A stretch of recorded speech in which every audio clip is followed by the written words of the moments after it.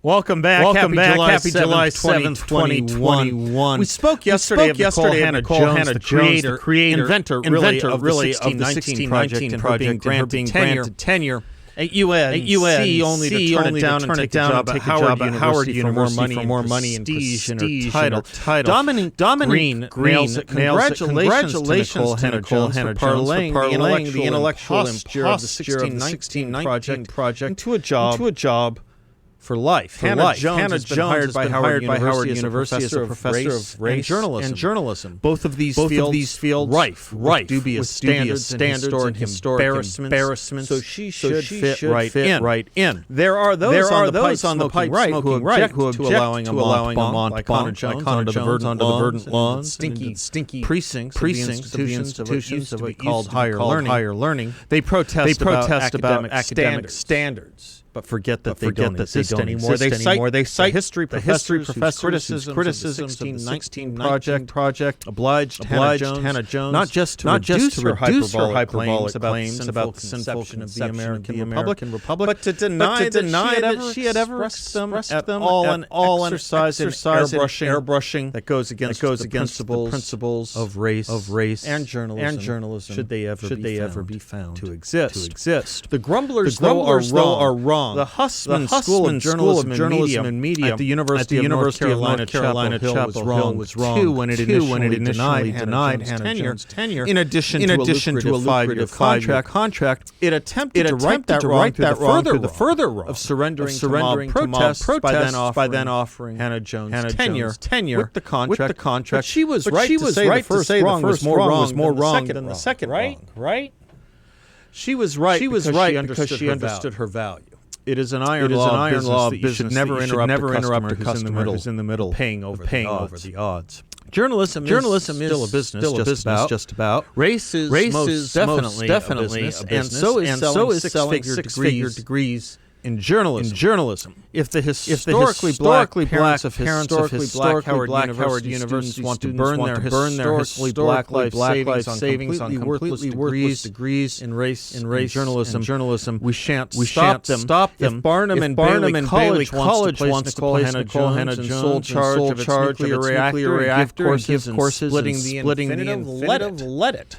What could be more American than every penny you have at the bait and switch that calls itself the liberal arts? And I hope that your child will return from a four-year school a howling snob with the right connections. Isn't it heartening that after the horrors of slavery and disgraces of Jim Crow, historically black parents get to buy into the same hustle as historically white parents? Once upon a time, they just wanted a really good education. Politics and ideology have made it so they now, we all now get a really cruddy one.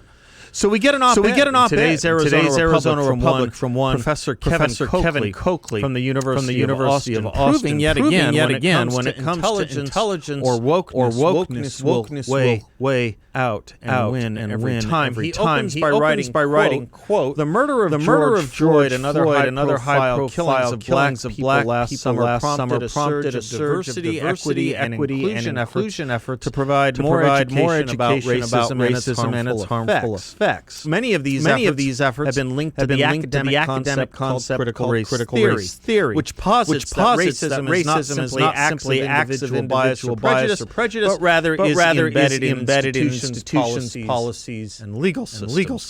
Close quote. I'm sorry. Did I miss the charges against Derek Chauvin, or in his trial that implied or revealed that the killing of George Floyd had anything to do with race, or the fact that he was black? I know it's not popular to say, but this is the problem. You can say racism just as in Seinfeld you can say reservation, but it doesn't mean there is or was racism anymore. Just saying you're holding a reservation actually holds the reservation. I mean not to make light of this. This is a serious issue. Implanting and instantiating race or racism where it simply is not a fact, where it simply is not the case. You get this about the White Power riot of January 6th as well. By the way, search your memory. Anyone recall the January 6th event being labeled as a racial event for the days that follow? Or was that something discovered, or should I say invented later? Obviously, the latter. Before I go back to Professor Coakley, a word on another Arizona Republic column from Lori Roberts today. I like Lori, but I think she swallows the leftist narrative a little readily off times without a critical thought from a different angle. She writes today, quote, 6 months to the day after a mob broke into the U.S. Capitol in a direct attack on democracy. Representative Paul Gosar on Tuesday came once again to the defense of one of those who died in the insurrection. Oh, not one of the police officers who lost their lives in the days and weeks after the attack. Close quote. That's a clever use of language on Lori's part. Not one of the police officers who lost their lives in the days and weeks after the attack. It's clever because it's wholly distortive of the notion that no police officer lost his life in the attack or during the attack or from the attack, and it is wholly irrelevant to January 6th. No law enforcement at all to repeat lost their lives based on the events January 6th. But one non-uniformed citizen did, in shame, I guess, on Paul Gosar for wanting to know how and why. Ashley Babbitt was likely shot by a uniformed officer. I say that because no guns were confiscated or found among the rioters. You know, the ones engaging violent insurrection. But here's the real offense. You know damned well if Ashley were a different race or if she supported a different presidential candidate. Not only would we know the name of the officer who shot her, that officer would already be behind bars, filing pre-trial motions. And though no officers died as a result of the January 6th riots, an awful lot during the summer of 2020 George Floyd riots. Any word or concern about them? No. As I said, wrong race, politics. But let us be clear. January 6th was deadly for one person, a Trump supporter. Police deaths did increase last year, nearly a third. Nothing from our Arizona Republic columnists on that. Nothing. Life matters here because of your race and ideology or based on your race and ideology. I hope the race mongers are happy about that sentence. Life matters here now based on your race and ideology. That's a sentence that could come out of Mein Kampf or Darfur. I hope the left is happy for bringing it about here and acting as if it's normal, if not enlightened, when it is actually neither. But back to the Texas professor in the Arizona today, if I may. He writes, quote, negative reactions to critical race theory have fevered pitch, with news stories depicting emotional parents heated crying what they believe to be the ills of critical race theory. There is now an energized conservative movement fueled by activists and politicians, including Donald Trump and Governor Ron DeSantis, who critical race theory is divisive, hostile and anti-American, obsessed with race and hateful lies, and teaches kids to hate each other. Close quote. Quite. Yes, I'm sorry. Negative reactions are taking place to teaching first graders that racial constitution matters, and they may already be racist on the accident of their birth. I'm sorry if politicians think it their job to rein in activists generally, be they teachers or contumacious citizens or both.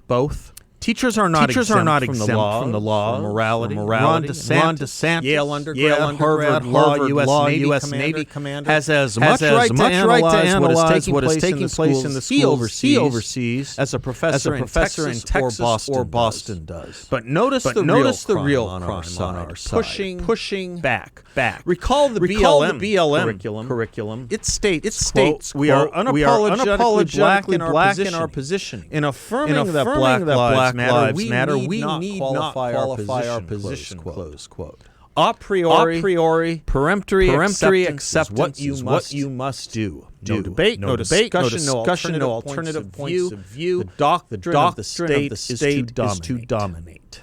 And here's the masterful rhetorical trick in this provision. To want to debate or discuss or challenge this theory of pedagogy is now ipso facto racist. We need not justify our position. Convert or die is how religious fundamentalists do it. This is how race mongers do it. This is how Marxists, Maoists, and Nazis do it too. No debate, just Martinet acceptance. That's what the cadre wants. That's what the state wants. That's what the vanguard demands. As for claiming critical race theory is un-American, well, yes.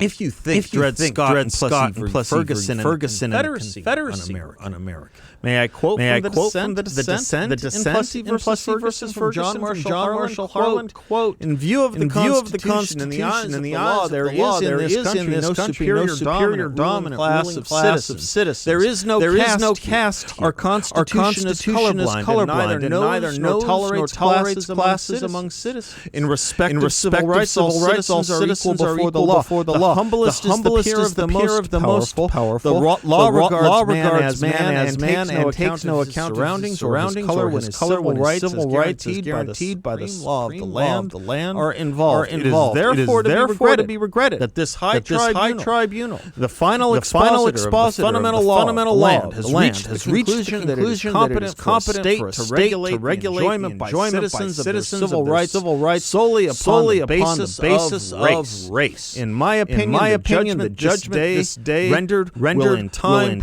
prove to be as pernicious as the decision made by the tribunal. Dred Scott. Close quote. Yes. And the Texas professor apes the majority thinking in Dred Scott as well. So yeah. If Plessy versus Ferguson and Dred Scott were wrong, critical theory, you betcha, anti-American. I will tell you this. A real newspaper would have edited in fact the hell out of this op-ed. He goes on to write, though, and this is where I stopped reading, as I knew I was reading the work of either a knave. Quote, it appears that the ultimate goal of anti-CRT efforts is to prevent any discussion about racism that presents America as less than perfect. Critical race theory reminds us that on matters of race, America remains far from perfect and is still a work in progress. Close quote. Proof again. They don't listen to us or read us. And thus don't know what they're talking about. I literally know nobody critical of race theory who thinks or talks this way. That it is to prevent a discussion about racism that presents America as less than perfect. I know not one opponent of CRT who thinks this. I have been in the trenches of teaching American history for a long time. I've helped write American history textbooks. I've reviewed American history textbooks. I've been involved in a lot of this. And if there are two textbooks on American history that could be considered to be written by conservatives, I'm thinking of The Land of Hope by Wilfred Maclay, and America the Last Hope, 3-volume series by William Bennett. You will find a ton of discussion about racism and America as less than perfect. Hanging right in the front windows of those books in their prefaces, as well as throughout the book. The difference is we think those racial movements were aberrational wrong. The left and CRT proponents, like Jefferson Davis before them, think the racial moment's the key point of American history and justified based on our founding. We teach racism is wrong. They teach it as right. But there will be no honest journalism, knowledge, or public debate so long as straw men are erected to explain the benefits of that which I thought we got rid of at Nuremberg. And now you know one of the reasons I say never again is a lie. I'm Seth Leibson. We'll be right back.